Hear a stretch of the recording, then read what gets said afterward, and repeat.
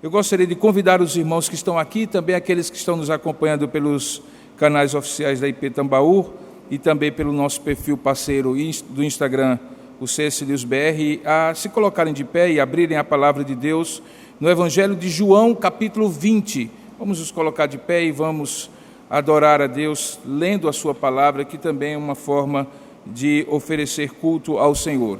João capítulo 20, a partir do verso 1, nós vamos ler nesse 10º episódio da última temporada da série Quatro Olhares. Essa temporada que tem como título Paixão e Glória, e hoje o episódio que é o episódio da ressurreição do Redentor. E como nós veremos, dentro da providência de Deus, caiu de ser exatamente no domingo em que se comemora o Dia das Mães, porque mães têm um papel importante nessa narrativa de João, capítulo 10, na narrativa da ressurreição de Jesus. Então, você que está aí com a Bíblia aberta, acompanhe a leitura no episódio 10 dessa série da última temporada, Paixão e Glória. Diz assim, João 10, 1: No primeiro dia da semana, Maria Madalena foi ao sepulcro de madrugada, sendo ainda escuro, e viu que a pedra estava revolvida. Então correu e foi ter com Simão Pedro e com o outro discípulo, a quem Jesus amava, e disse-lhes: Tiraram do sepulcro o Senhor, e não sabemos onde o puseram. Saiu, pois, Pedro e o outro discípulo, e foram ao sepulcro. Ambos corriam juntos, mas o outro discípulo correu mais depressa do que Pedro, e chegou primeiro ao sepulcro, e abaixando-se viu os lençóis de linho, todavia não entrou. Então Simão Pedro, seguindo-o, chegou e entrou no sepulcro, e ele também viu os lençóis, e o lenço que estivera sobre a cabeça de Jesus, e que não estava com os lençóis, mas deixado num lugar à parte. Então entrou também o outro discípulo, que chegara primeiro ao sepulcro, e viu e creu, pois ainda não tinham compreendido a Escritura, que era necessário ressuscitar ele dentre os mortos, e voltaram os discípulos outra vez para casa. Maria, entretanto, permanecia junto à entrada do túmulo, chorando. E enquanto chorava, abaixou-se e olhou para dentro do túmulo, e viu 2 anjos vestidos de branco, sentados onde o corpo de Jesus fora posto, um à cabeceira e outro aos pés.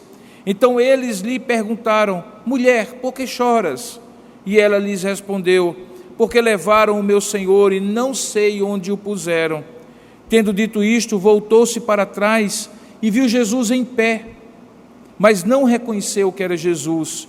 Perguntou-lhe Jesus: Mulher, por que choras? A quem procuras? E ela, supondo ser ele o jardineiro, respondeu: Senhor, se tu o tiraste, dize-me onde o puseste e eu o levarei. Disse-lhe Jesus: Maria. E então ela, voltando-se, lhe disse em hebraico: Raboni, que quer dizer meu mestre.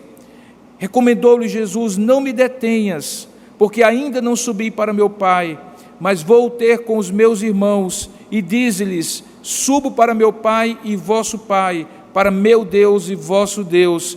E então saiu Maria Madalena, anunciando aos seus discípulos e dizendo: Vi o Senhor, e contava que ele lhe dissera estas coisas. Que Deus abençoe a sua palavra lida. Amém. Curva a sua cabeça por um instante, vamos pedir a Deus a sua bênção e a iluminação do alto para compreender a palavra do Senhor.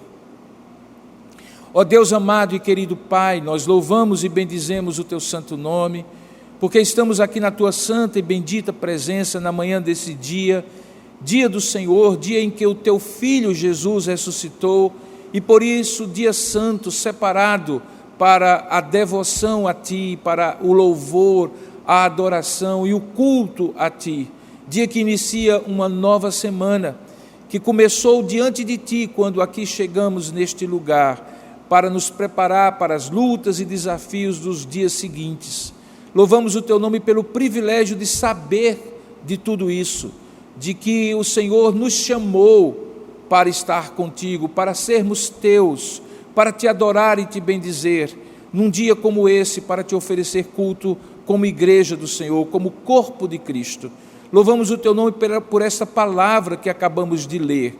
Ela muda completamente, ó Deus, tudo aquilo que nós poderíamos imaginar sobre a vida de Jesus, que supostamente teria terminado na morte. Não, Senhor, após a paixão, a glória, após a morte, a ressurreição, depois da cruz e do sepulcro, a liberdade, a vida, e por isso nós estamos aqui, porque Cristo ressuscitou.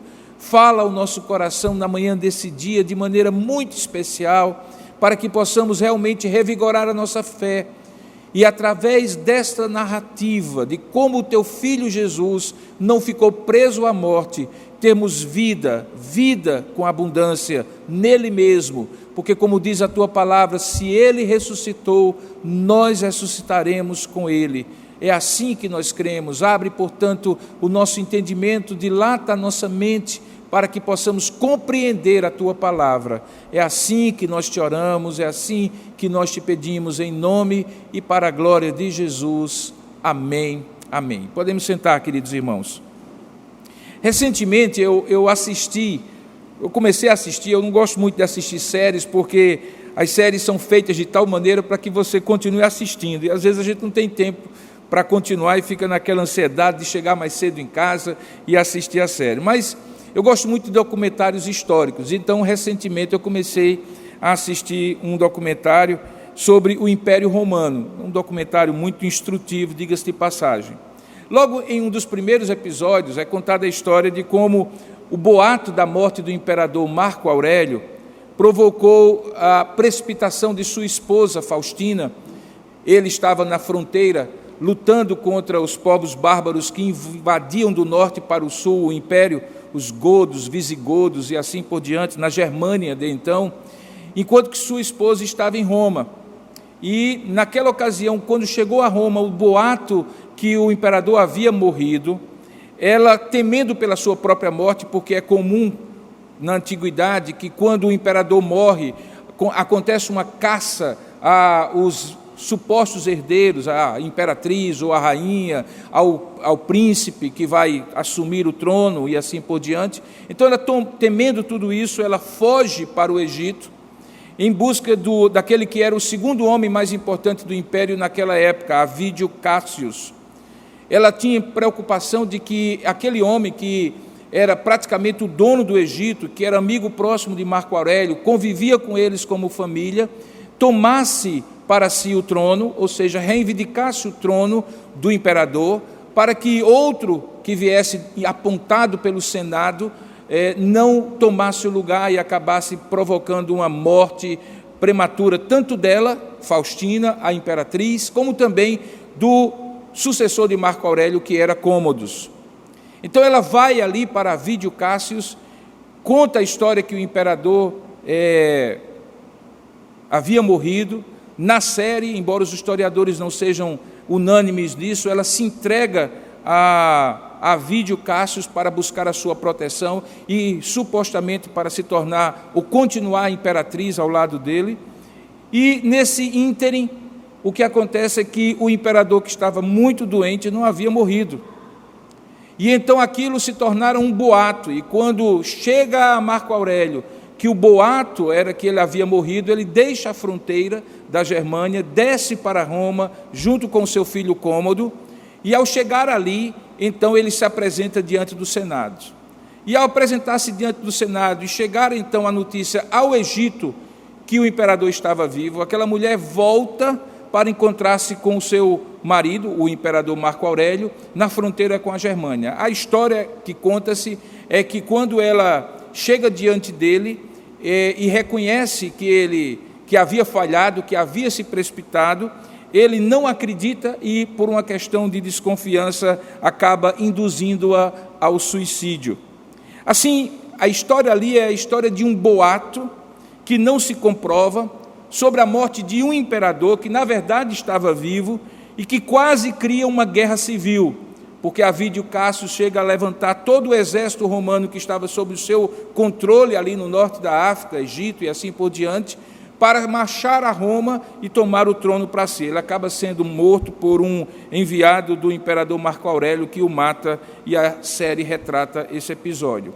Mas, diferentemente dessa história do Império Romano, hoje nós podemos ver a história verdadeira, não um boato, de um rei morto, esse sim morto mesmo, sepultado mesmo, há 3 dias, que na verdade, contrariamente àquela história fantasiosa, de fato morre, de fato é sepultado, mas também de fato está vivo. E provoca não uma guerra civil, ou quase uma guerra civil no Império, mas a maior reviravolta da história da humanidade. Se nós, domingo passado, falamos que a morte de Cristo é a morte mais dramática e transformadora, divisora de águas da história, tanto é que não apenas pelo seu nascimento, mas pela sua morte, a história é dividida entre antes de Cristo e depois de Cristo. Agora, pela ressurreição, nós vamos encontrar a maior reviravolta da história. Porque até mesmo seus discípulos que estavam com ele não podiam acreditar, ou até então não tinham entendido as várias vezes que ele falava que o Filho do Homem haveria de ser crucificado, morto, mas ressuscitaria ao 3º dia. Ele tinha falado isso de maneira criptografada, quando ele falou, por exemplo, no templo, olhando para o templo e dizendo assim, olha, em 3 dias eu derrubarei isso e ressuscitarei, e o próprio Evangelho diz que ele estava em 3 dias eu derrubarei isso e reedificarei, e o próprio Evangelho diz que ele estava se referindo à sua morte e ressurreição, como também de maneira clara, quando ele claramente diz aos seus discípulos que o Filho do Homem haveria de ressuscitar. O fato é que os discípulos não acreditavam nisso. A história da ressurreição é uma história de convencimento de pessoas que já deveriam estar convencidas. É a história de uma grande reviravolta, em que, curiosamente, aqueles que achavam que ela aconteceria eram justamente aqueles que não criam em Cristo. Se você vai ver as 4 narrativas dos 4 evangelhos, você vai ver que são os judeus que acusam Jesus, julgam Jesus no tribunal judaico, que procuram Pilatos e dizem assim, olha, há um boato circulando por aí, que esse homem que acabou de ser morto, havia prometido, ou vinha prometendo que ressuscitaria ao 3º dia. Então, para que isso não aconteça, ou seja, para que alguém venha e roube o corpo dele, coloca uma guarda ali, ao lado do túmulo esse que tinha sido usado pelo proprietário chamado José de Arimateia, um discípulo secreto de Jesus, dentro do Sinédrio, juntamente com Nicodemos, e então os romanos colocam uma guarda diante do sepulcro. Então os romanos que não acreditavam, obviamente, na ressurreição de Cristo, e os judeus que não acreditavam na ressurreição de Cristo, se preparavam para algum tipo de boato que surgisse, tendo alguém roubado o corpo de Jesus e depois dizendo que ele havia ressuscitado. E os discípulos que deveriam crer na ressurreição de Cristo, por terem visto inclusive ele ressuscitando Lázaro, por terem visto inclusive ele ressuscitando aquela menina que ele toca e tira da morte para a vida, no entanto não criam. Então a grande reviravolta que esse episódio nos traz, não é apenas a reviravolta de um homem morto que ressuscita ao 3º dia, e que segundo o apóstolo Paulo em 1 Coríntios capítulo 15, é a marca distintiva da fé cristã. Porque há outros relatos de outros mártires que morrem por uma causa, por um ideal, como Cristo. Mas a marca distintiva do querigma, daquela pregação original da igreja primitiva, é que ele não apenas tinha nascido, não apenas tinha morrido, mas ele tinha ressuscitado e voltaria. Esses 4 itens são os itens que estão presentes em todos os sermões e mensagens da igreja primitiva. É o que chama-se de querigma, a proclamação do primeiro evangelho. A reviravolta, portanto, não é apenas da crença daqueles homens, mas também uma reviravolta que vai marcar a história a partir dali, como sendo o distintivo cristão. Porque parem um pouquinho e pensem comigo. Cristo nasceu de maneira absolutamente sobrenatural. Ele é gerado no ventre da Virgem Maria, sem que ela tenha relações sexuais com o noivo a quem ela está desposada. E aquele nascimento virginal de Jesus é um dos grandes mistérios da fé cristã. Cristo vive uma vida completamente distinta de todos os outros antes e depois dele, porque ele é um homem completamente homem, mas que na verdade é Deus, completamente Deus, 100% homem. O Verbo se tornou carne e habitou entre nós. Ele vive uma vida perfeita, em palavras e obras, de modo que nada o condenava àquilo que ele foi de fato condenado por inveja, despeito e perseguição dos líderes judeus e conivência dos líderes romanos. Ele morre uma morte diferente de todas as outras mortes, extraordinariamente diferente, não apenas pelo sofrimento, pela injustiça do processo, mas principalmente porque ele claramente morre sem necessidade de morrer, sem obrigação de morrer. Ele morre porque quer, ele morre porque se entrega, ele morre em favor de outros que, sim, estes sim deveriam estar mortos, entre os quais eu e você. Ele é um inocente que morre, é uma morte extraordinária, injusta, cruel. Mas o que há de mais extraordinário nessa história é que esse homem que nasce de maneira extraordinária, que vive de maneira extraordinária, que morre de maneira extraordinária, ressuscita de maneira extraordinária. Diferentemente das ressurreições que ocorreram antes de Jesus, Jesus ressuscita para nunca mais morrer. Lázaro voltou a morrer, aquela menina voltou a morrer. Mas a ressurreição de Cristo, que Paulo aos Coríntios, capítulo 15, diz ser as primícias dos que vão ressuscitar, ou seja, os primeiros frutos, marca o momento em que claramente a morte é vencida. Paulo chega a cantar o hino: onde está, ó morte, o teu aguilhão, onde está a tua força? Para a partir dali nunca mais morrer. A morte morre na morte de Cristo. Literalmente, a morte morre na morte de Cristo. Ela nunca mais tem poder. Ela nunca mais tem poder definitivo sobre absolutamente ninguém. Tanto é que quando ele ressuscita Lázaro, ele diz assim: eu sou a ressurreição e a vida. Quem crê em mim, ainda que esteja morto, viverá. A morte morre em Cristo. Então é uma vida nascida de maneira extraordinária, vivida de maneira extraordinária, cessada de maneira extraordinária e ressuscitada de maneira extraordinária. A história da ressurreição de Jesus é, portanto, uma história não de um boato, mas de uma verdade. Josh McDowell escreve um livro falando sobre evidências a favor da ressurreição, 2 volumes, disponível, acho que tem até na nossa livraria, em que ele elenca todos os grandes argumentos. Se alguém tiver dúvida sobre essa história, como sendo uma história fantasiosa demais para ser crida, leia esse livro. Ele faz um levantamento do ponto de vista médico, científico, histórico, historiográfico, do ponto de vista das tradições de outros tipos de ressurreição, e compara com a ressurreição de Cristo. E demonstra claramente evidências mais do que suficientes para que eu creia, para que você creia, para que qualquer um de nós creia, que ele de fato ressuscitou. E isso é fundamental, diga-se de passagem. E a cada manhã de domingo nós celebramos isso, diga-se de passagem. E por isso o dia do Senhor se torna o dia santo para os cristãos, diga-se de passagem. É fundamental acreditar na ressurreição de Cristo, senão Cristo é apenas um mártir que dá um bom exemplo e que nós devemos segui-lo. Não. A Bíblia diz que nós vivemos a nossa vida cristã pelo poder da ressurreição de Cristo. E se Cristo ressuscitou dentre os mortos, nós também seremos ressuscitados. Imagine nesse tempo de muita morte, em que o cheiro de morte está nas ruas, nas redes sociais, nos grupos de WhatsApp, nos telejornais, na internet, se não houvesse esperança de ressurreição para nenhum de nós. Ontem pela manhã, mais uma vez, eu acordei cedo com a notícia da morte de um colega pastor, eu já perdi a conta.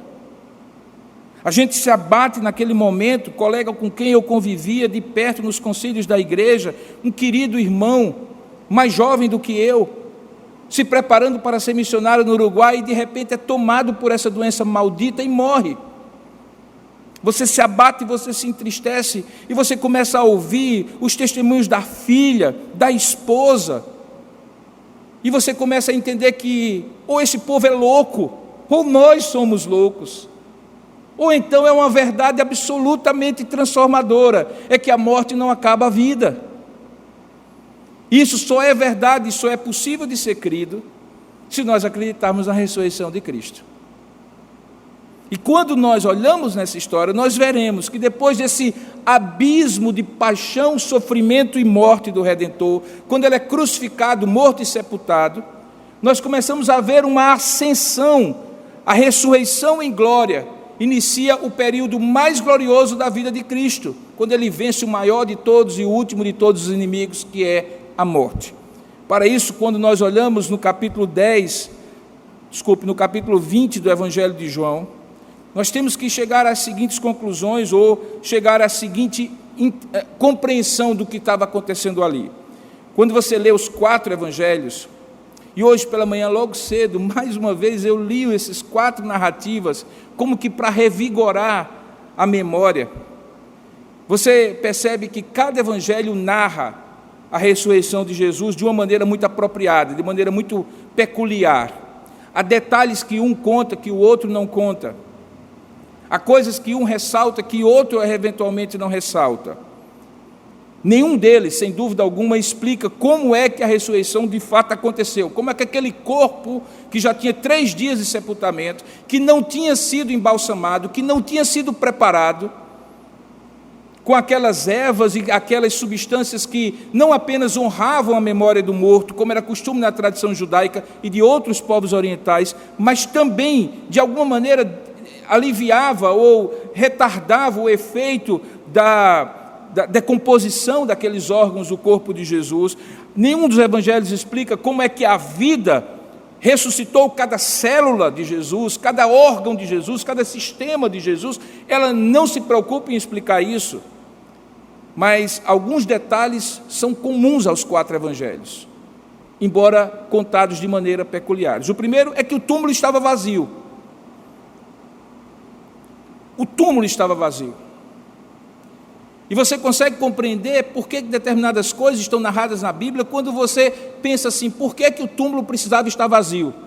Ora, se Cristo havia ressuscitado, em outros momentos ele aparece numa sala, no cenáculo, onde os seus discípulos estão, sem abrir a porta, sem que a porta precisasse ser aberta, por que ele precisava que o túmulo estivesse aberto, se ele não precisava do túmulo estar aberto para poder sair do túmulo?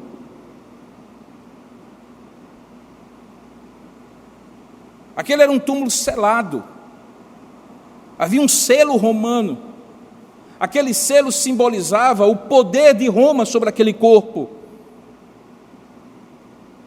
O Império Romano tinha poder sobre aquele corpo.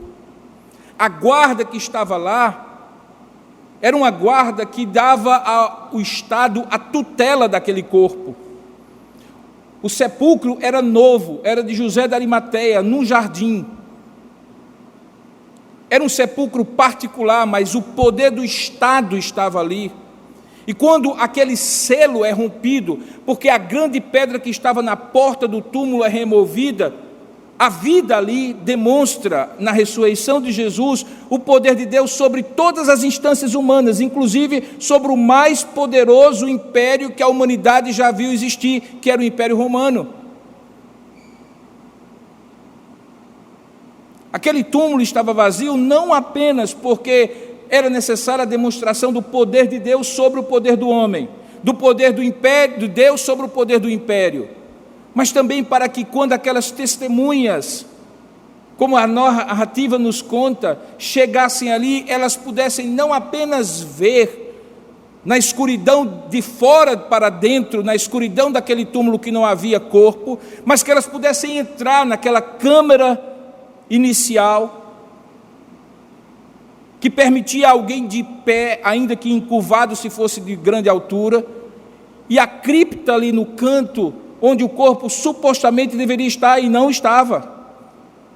Quando o discípulo que correu mais do que Pedro entrou, depois que o próprio apóstolo Pedro entrou, eles viram, e a descrição é muito clara, que naquela pedra havia lençóis que embalsamavam o corpo, e o pano, que aqui é chamado de lenço, que enrolava a cabeça de Jesus como se fosse numa mortalha, estava afastado,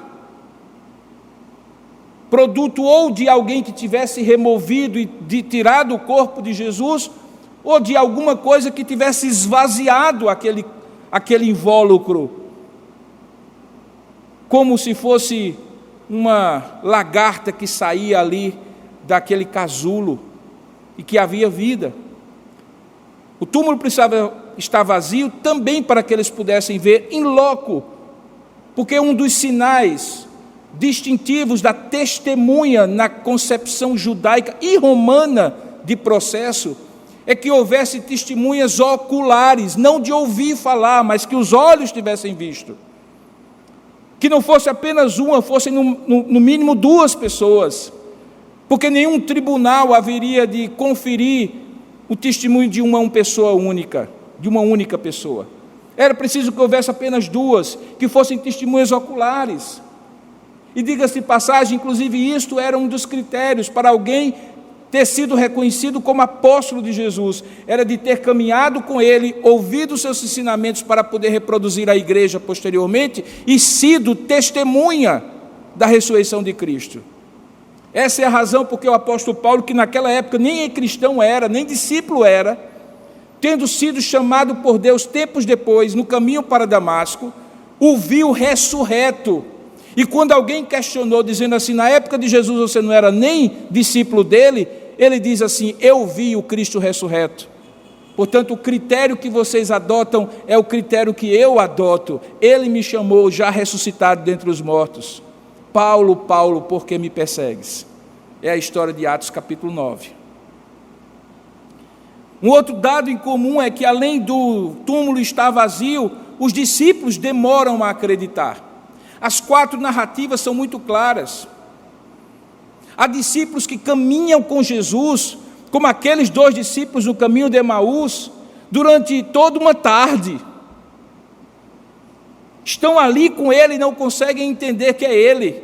E só quando ele abre o mistério da ressurreição ao partir do pão naquela ceia, quando eles param no caminho, antes mesmo deles verem, e que eles percebem que era Jesus, Jesus desaparece do meio deles.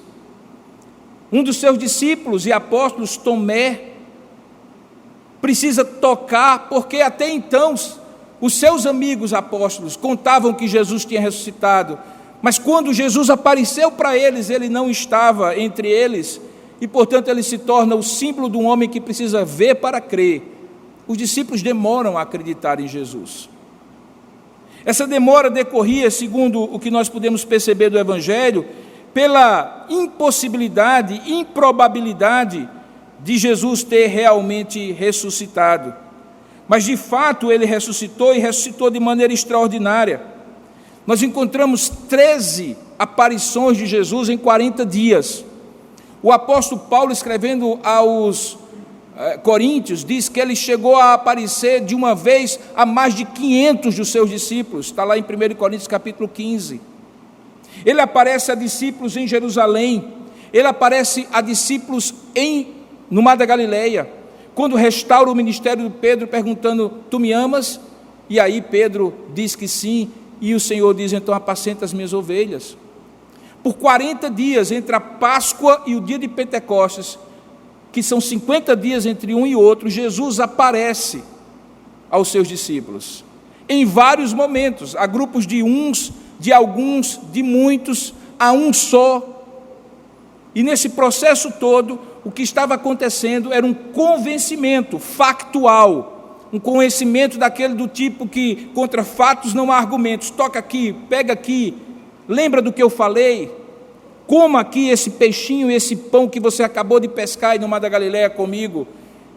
E todo aquele convencimento de 40 dias é porque, apesar daqueles homens terem convivido com Jesus, terem visto Jesus curando mortos, ressuscitando mortos, expulsando demônios, acalmando tempestades, demonstrando o poder inconteste de Deus na sua vida, eles ainda não criam.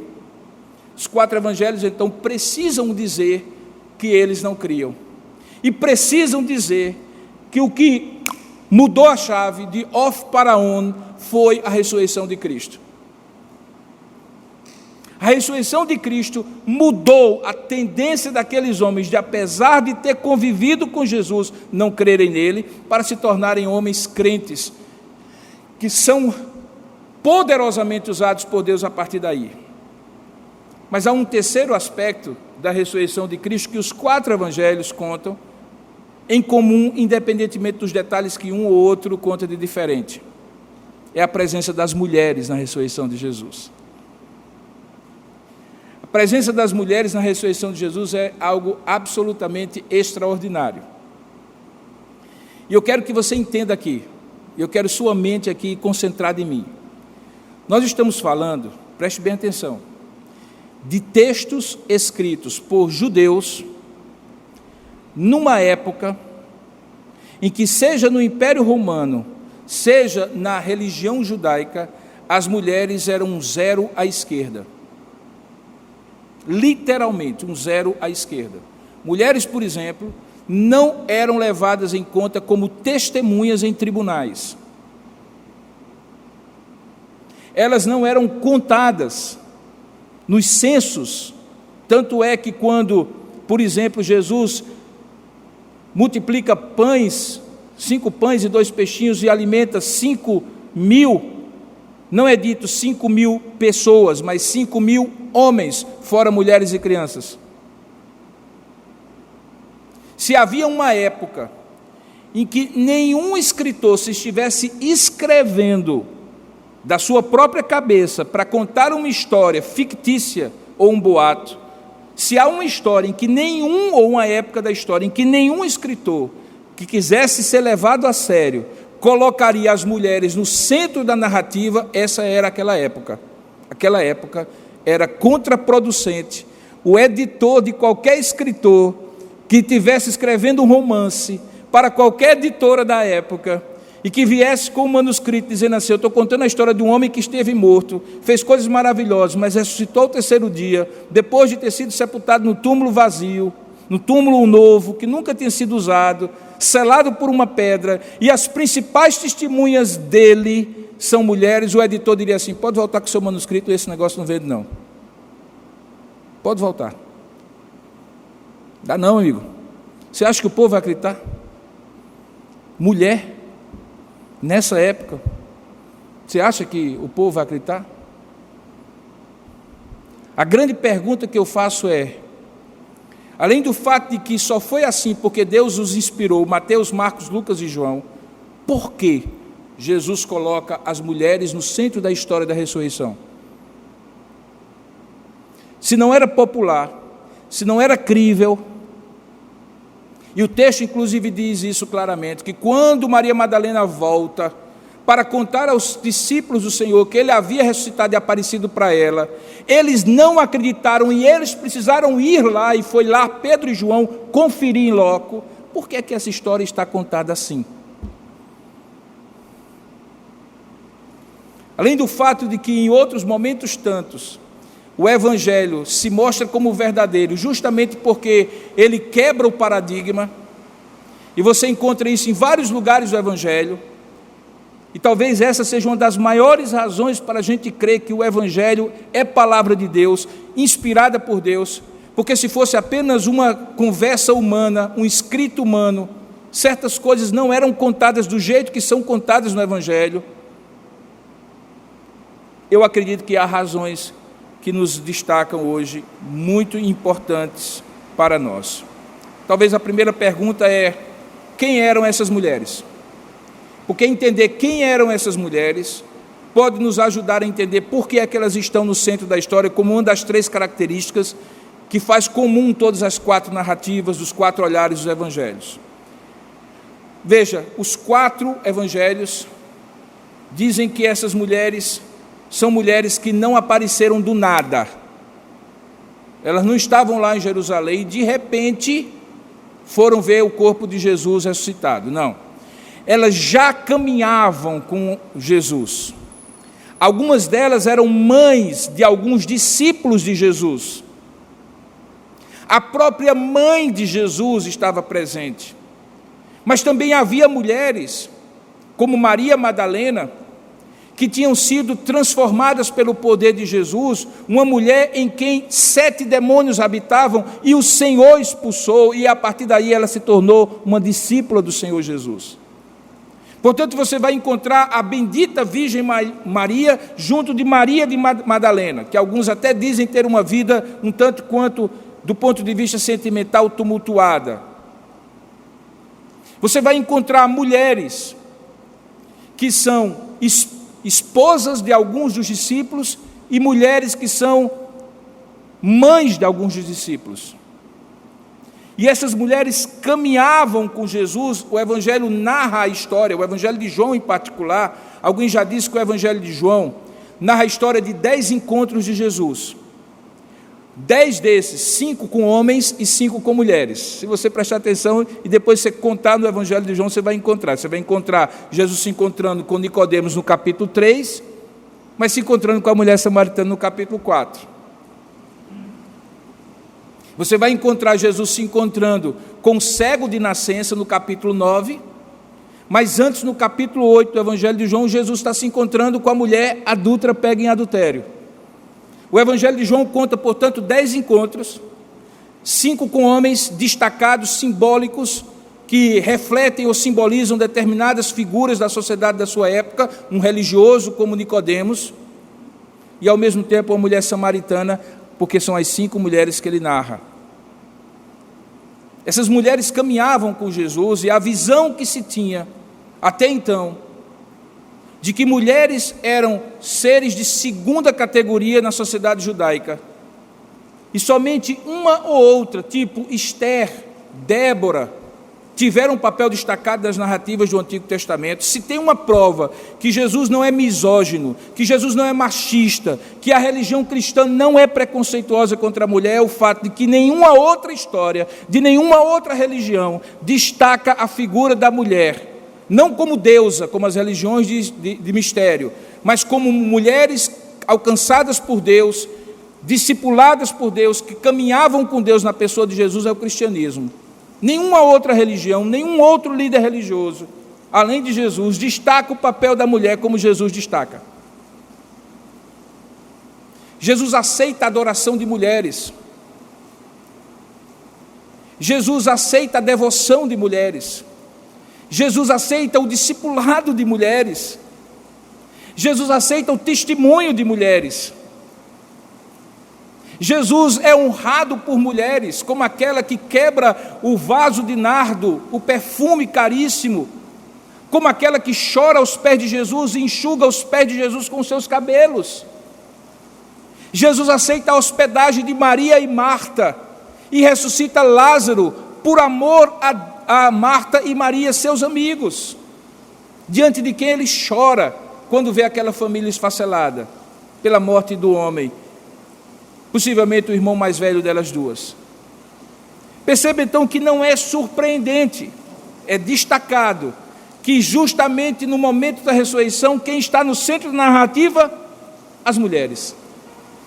Os evangelhos, diferentemente, registram nomes delas, mas uma delas está presente em todas. Maria Madalena, que representa um extremo, e Maria, mãe de Jesus, representa o outro extremo. Mas também tem Maria, mãe de Tiago, que em um dos evangelhos é chamado como a outra Maria, o que faz, inclusive, que uma das constelações que estão no céu são as 3 Marias: Maria, mãe de Jesus, Maria Madalena e Maria, a outra Maria, que é chamada Maria, mãe de Tiago. Essas 3 Marias estão presentes, mas também Marcos, o evangelista, acrescenta uma chamada Salomé. Lucas acrescenta outra chamada Joana, e parece indicar no texto de Lucas, capítulo 24, verso 10, que havia outras mulheres. Portanto, eram algumas mulheres e não apenas uma, 2 ou 3. O que elas faziam, ou o que elas fizeram durante toda a vida de Jesus? Possivelmente elas eram todo o apoio que aquele colégio apostólico que estava se iniciando precisava.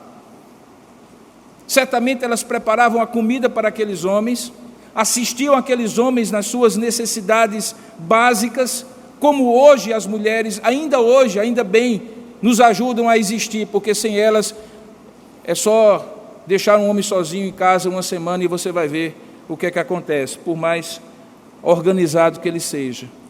Essas mulheres eram exatamente aquilo que Deus havia criado no início, quando chamou Adão e disse: não é bom que você esteja só, eu farei para você uma auxiliadora, que ele seja idônea, que encaixe, harmonize, e aqueles atributos e virtudes que você não tem, ela possa ter, e vocês possam viver como uma só carne diante de mim.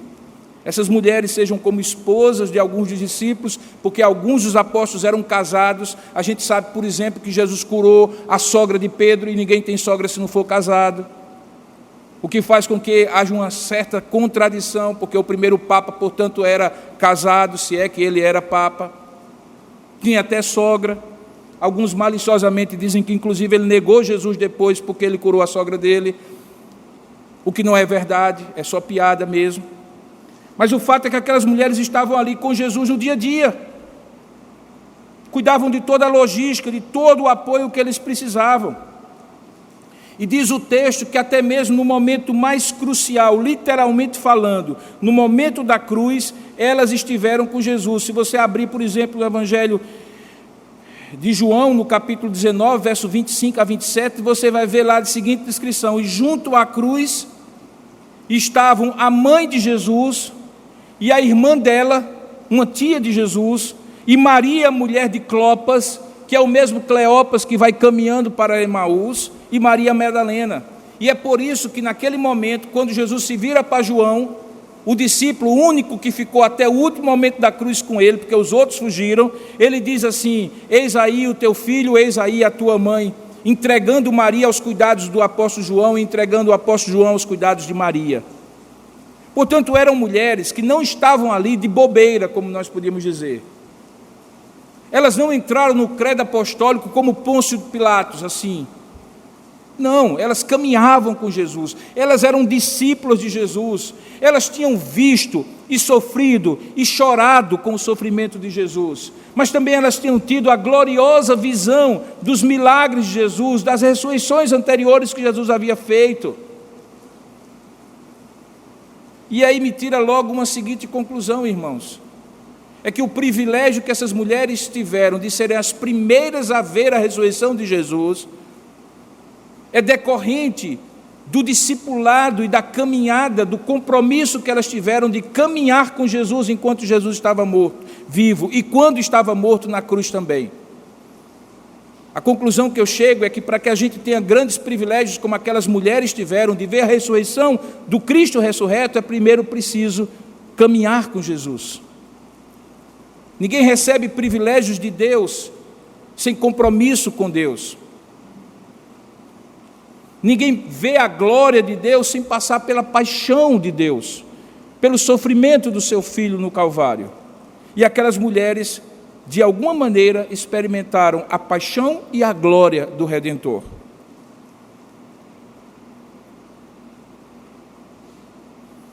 O texto anterior ao que nós estamos expondo diz que de madrugadinha elas foram para o túmulo. Se você voltar os seus olhos para o texto anterior, no capítulo 19 ainda, nós lemos o capítulo 20, mas se você voltar os seus olhos para o capítulo 19, essa narrativa, que é a narrativa do sepultamento de Jesus, está também em Mateus 27, em Marcos 15 e em Lucas 23. E diz assim: depois disso, José de Arimateia, que era discípulo de Jesus, ainda que ocultamente, pelo receio que tinha dos judeus, rogou a Pilatos, e aí conta aquela história de Pilatos. Mas aí diz o texto que aquelas mulheres foram, no primeiro dia da semana, logo cedinho, Maria Madalena, que é o foco da narrativa de João, ao sepulcro de madrugada para ungir o corpo de Jesus. Talvez a narrativa mais abrangente é a de Lucas, onde diz que ela não estava sozinha, mas estava acompanhado de outras. Veja aí, em Lucas capítulo 23, verso 55, diz assim: as mulheres que tinham vindo da Galileia com Jesus, seguindo, viram o túmulo, e como o corpo fora ali depositado, e então isso ainda no sábado, se retiraram para preparar aromas e bálsamos. Isso na sexta, desculpe. E no sábado descansaram, segundo o mandamento do Senhor. Jesus morre ao meio-dia até às 3 horas da tarde, quando ele expira. Na sexta-feira, O corpo é depositado na urna na sexta-feira, no túmulo de José da Arimateia, porque no sábado o corpo não podia ficar exposto, mesmo fora da cidade de Jerusalém. Elas acompanham aquele processo de sepultamento e voltam para casa ainda na sexta-feira, preparando as ervas que eram usadas, os perfumes que eram usados no processo de embalsamento do corpo de Jesus. Às 6 horas da noite começa o sábado, 6 horas da noite da sexta, começa o sábado dos judeus. Elas param o que estão fazendo para descansar. Oferecem o Shabá, o descanso a Deus, e quando chega no sábado às 6 horas da noite, que o Shabá ocorre, se encerra, elas então começam e recomeçam o preparativo para que de madrugadinha, antes do sol nascer, um dos evangelhos diz antes do sol nascer, o outro evangelho diz quando o sol está nascendo, elas vão no domingo para preparar o corpo como uma forma de honrar a memória de Jesus. Elas sabiam onde estava o corpo sepultado, e quando elas chegam lá, são surpreendidas na narrativa de João com o túmulo vazio. Veja que aquelas mulheres serviram Jesus em vida e serviram Jesus depois que ele morreu. Aquelas mulheres não apenas eram mulheres especiais naquele momento da ressurreição, porque viram a ressurreição. Elas também não eram mulheres especiais porque viram a ressurreição devido ao fato de que caminharam com Jesus durante a vida dele. Mas elas não apenas eram especiais por causa disso, elas eram especiais porque caminhando com Jesus, serviram a Jesus. Serviram a Jesus. Elas serviram a Jesus em vida, elas serviram a Jesus na morte. Depois dele morto, elas continuaram entendendo que precisavam honrar.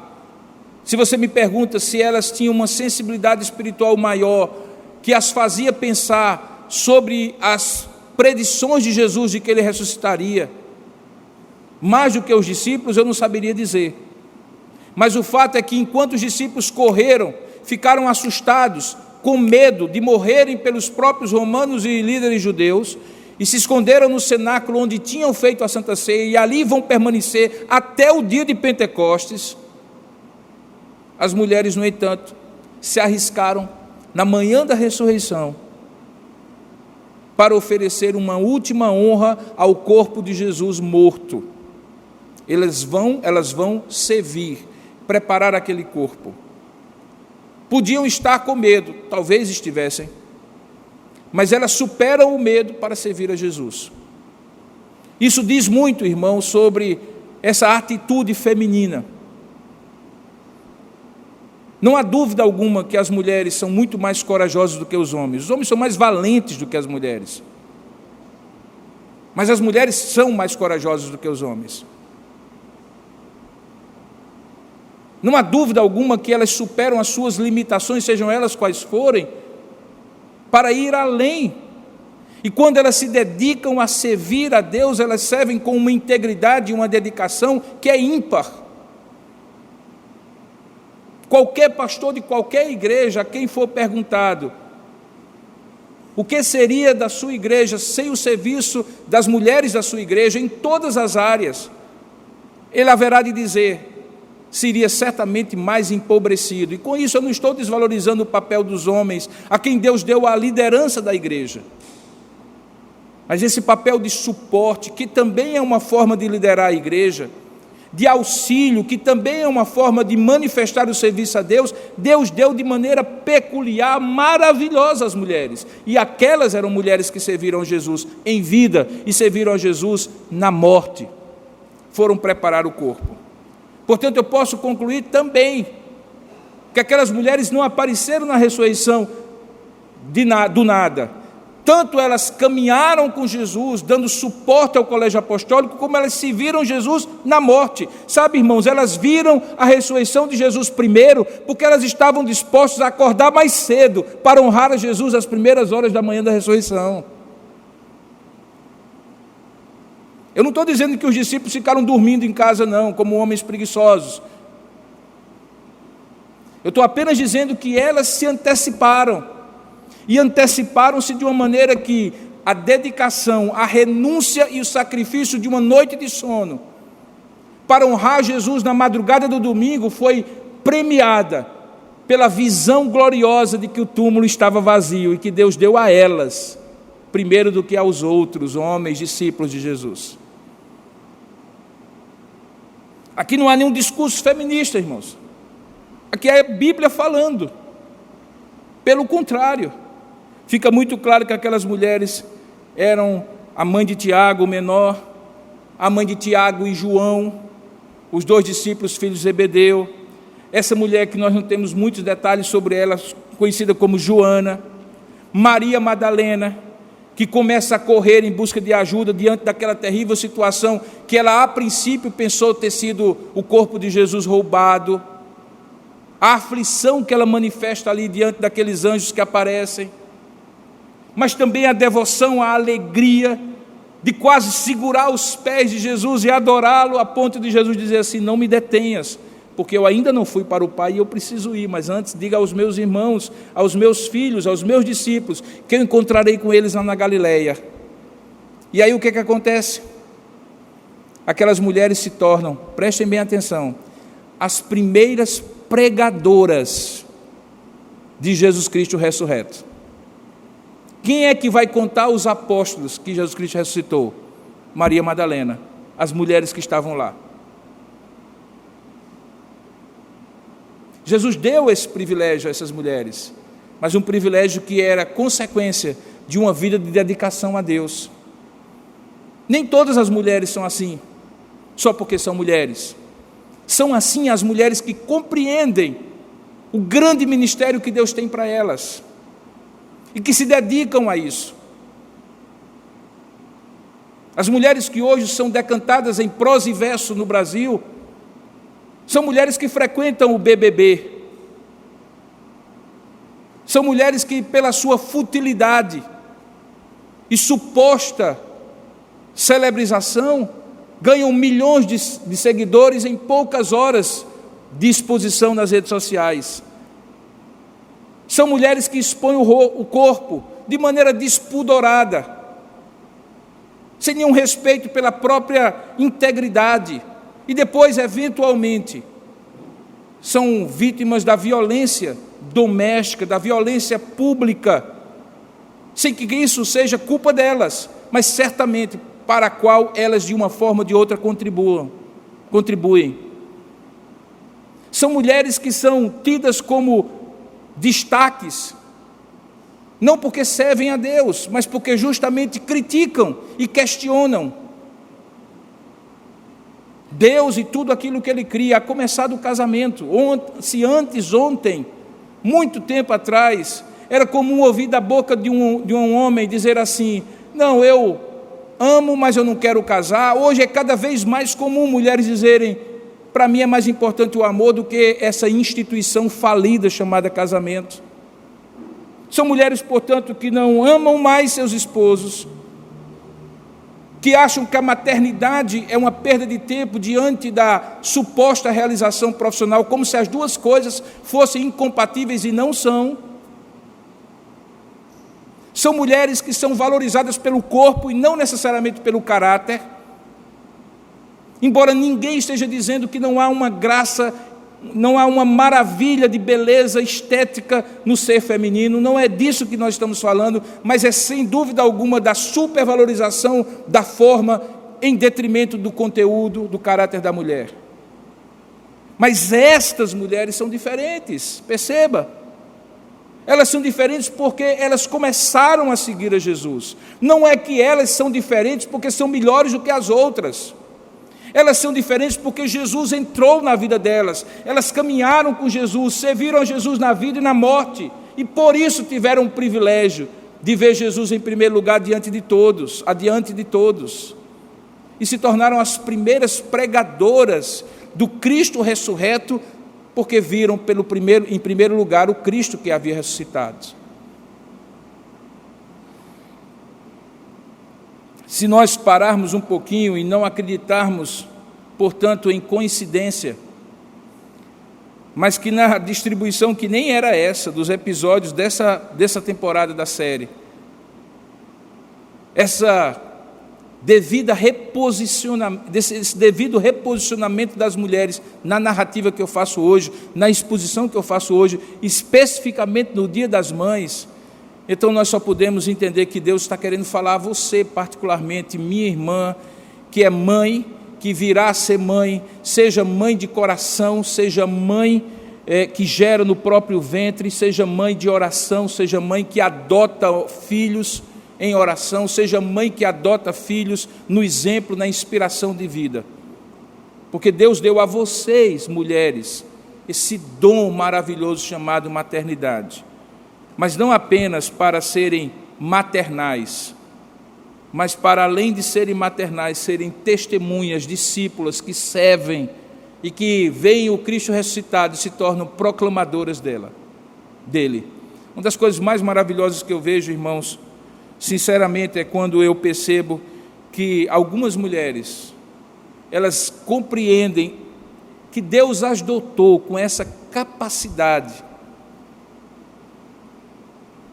de serem multitarefa, a ponto de algumas vezes até exagerarem, se desgastarem além da conta, porque Deus quer lhes dar a capacidade e a oportunidade de serem a esposa, a mãe, mas também a discípula de Jesus, sem que uma coisa seja incompatível com outra.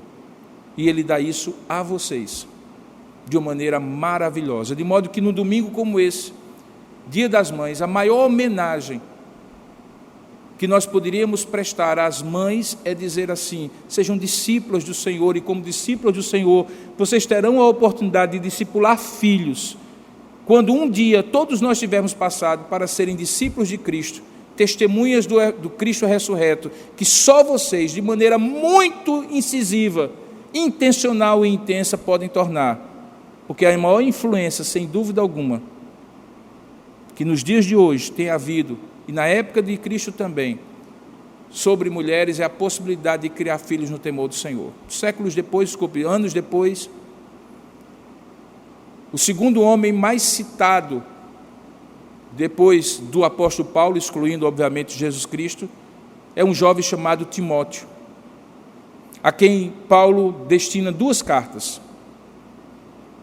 E aquele homem, jovem ainda, na segunda viagem missionária de Paulo, quando ele passa na região da Galácia do Sul, Icônio, Listra, Derbe, Antioquia da Pisídia, as 4 primeiras igrejas que Paulo planta ali na primeira viagem missionária, em Atos capítulo 13 e 14, depois que ele passa na segunda viagem de volta, confirmando aqueles discípulos, no capítulo 16 e 17 de Atos, ele encontra um jovem, esse jovem chamado Timóteo.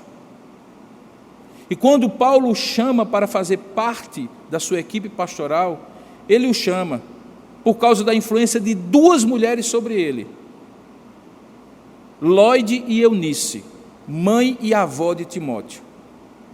Possivelmente Timóteo era filho de um casamento misto, porque depois a gente vê que Timóteo é, de certa maneira, criticado, ou Paulo é criticado por ter Timóteo consigo, porque o pai dele era grego, era possivelmente romano, de origem grega, não judaica, com quem a mãe de Timóteo se casou. Mas perceba que quando Paulo registra a fé de Timóteo, o compromisso de Timóteo com Deus, Paulo registra que foi sob a influência, e por causa da influência de sua mãe e de sua avó, as 2 mulheres mais importantes da vida de Timóteo. A menção ao pai de Timóteo é 0, porque possivelmente ele não era uma boa influência espiritual no crescimento espiritual daquele jovem. Mas a mãe e a avó eram. Este é o padrão? Não, sem dúvida alguma não é o padrão. Mas quando faltam pais e maridos que influenciem positivamente os seus filhos, Deus levanta mulheres. E mesmo quando esses pais estão presentes, a influência que uma mãe, que uma avó, que uma tia, que uma irmã mais velha pode ter sobre discípulos do Senhor, é algo extraordinário, porque grande parte do significado do discipulado em Cristo de gerar filhos para Cristo, de educar filhos para Cristo, tem a ver com a maternidade. Não uma maternidade material, mas uma maternidade espiritual. E se alguém que entende de maternidade, é mãe. É mãe. Mãe que vai ser, mãe que é de coração, mãe que gerou no ventre, mãe que adotou em oração. Sexta-feira passada, enquanto eu estava vindo para cá, para João Pessoa, eu estava participando de 2 reuniões no aeroporto de Congonhas ao mesmo tempo. Eu estava na reunião do conselho, examinando os diáconos que vão ser eleitos no último domingo, e dando uma palavra para as mães de um dos colégios do Mackenzie. Mães que oram, é o nome do grupo. Uma vez por mês eles têm esse encontro, e esse encontro agora está virtual, pelos motivos que todos nós sabemos. E ali havia mães de todos os lugares ali, mães de alunos, mães educadoras, mães colaboradoras, havia um grupo grande de mães, e eu ministrei ali para elas sobre o privilégio que é adotar um filho em oração, mesmo quando você não gerou ele. Você não tem ideia do que isso pode acontecer, de como suas orações são ouvidas diante de Deus, quando você adota um filho, por quem você ora, a quem você manda uma mensagem, que você acompanha, que você presenteia com um livro, que você manda um versículo. São esses filhos que depois que a gente sair daqui desse mundo, nesse mundo terrível e cada vez mais terrível, que serão as pequenas luzes do Senhor numa sociedade que cresce no distanciamento de Deus. Portanto, nesse Dia das Mães, mirem-se no exemplo, não das mulheres de Atenas, como diz a música de Chico Buarque. Mirem-se no exemplo das mulheres da ressurreição. Elas se anteciparam, elas se viram, elas passaram pela dor da morte e elas experimentaram a glória da ressurreição. Este é o presente que eu desejo a vocês, mulheres aqui, que vocês experimentem a glória da ressurreição de Cristo e sejam por ela transformados. Vamos orar juntos? Curvem suas cabeças, fechem seus olhos, vamos juntos falar com Deus, tanto nós aqui como você que está nos acompanhando à distância. Ó Deus amado e querido Pai, louvado seja o Teu nome, Senhor, por esse relato glorioso da ressurreição de Cristo e por esse enfoque da presença dessas mulheres nesse momento da ressurreição. Que o Senhor, ó Deus, possa usá-los como exemplos e fazer dessas mulheres verdadeiros paradigmas de mulheres que caminharam com Cristo, serviram a Cristo na vida e na morte, passaram pela dor da cruz e experimentaram a glória da ressurreição. Que esse exemplo inspire mulheres aqui a não serem levadas por esses valores e princípios distorcidos que hoje nós vemos na sociedade, mas que voltem à raiz, à fonte de todas as coisas, e ao voltar à fonte de todas as coisas possam encontrar a glória da ressurreição que as faz as primeiras a proclamar que Cristo vive, que Cristo voltará. É assim que nós te oramos, abençoando, ó Deus, desde já, como filhos que somos, esposos, netos dessas mulheres, para que nesse dia que normalmente nós adoramos a Deus no dia do Senhor, mas também podemos nos lembrar das nossas mães, elas se sintam de fato homenageadas como servas de Deus que são. Que o Senhor as abençoe, que o Senhor as guarde, que o Senhor renove as forças de cada uma delas. É assim que nós te oramos juntos, em nome e para a glória de Jesus. Amém.